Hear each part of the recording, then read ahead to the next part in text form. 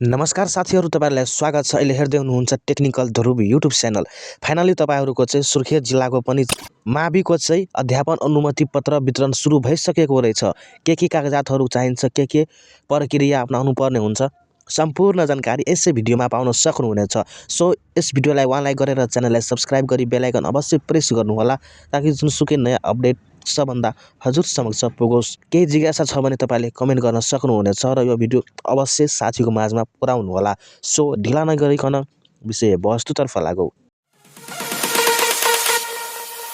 यहाँ हेर्न सक्नुहुनेछ तपाईँहरू, यो नोटिस रहेको छ नेपाल सरकार शिक्षा विज्ञान तथा प्रविधि मन्त्रालय, शिक्षा तथा मानव स्रोत विकास केन्द्र, शिक्षा विकास तथा समन्वय इकाइ, यो सुर्खेतको रहेको छ। हामी यसले हेर्दैछौँ।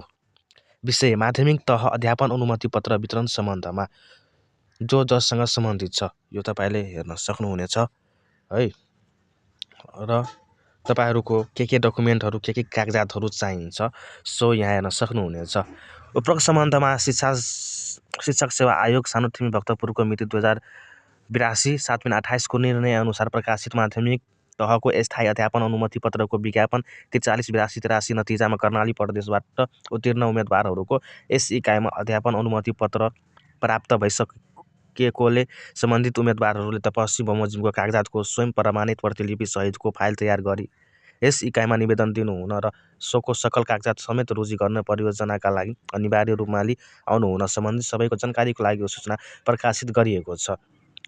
नम्बर 1 मा चाहिँ माध्यमिक तहदेखि तोकिएको न्यूनतम शैक्षिक योग्यताको प्रमाणपत्रहरू, प्रवेश पत्र, नागरिकता प्रमाणपत्र र मान्यता प्राप्त शिक्षण संस्थाबाट शिक्षाशास्त्रमा कम्तीमा स्नातक तह उत्तीर्ण गरेको वा अन्य विषयमा उत्तीर्ण गरी शिक्षा नियमभरि कम्तीमा 10 महिना तालिम पुरा गरेको तर विज्ञान, गणित, अङ्ग्रेजी, लेखा विषय भन्नाले मान्यता प्राप्त शिक्षण संस्थाबाट व्यवस्थापन संकाय अन्तर्गत अध्ययन गरेको कुनै विषय सम्झाउनु पर्छ।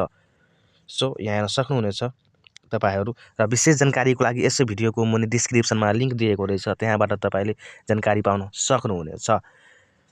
हामी अहिले हेरेको सुर्खेत जिल्लाको, यानि कि तपाईँको चाहिँ कर्णाली प्रदेशको रहेको छ।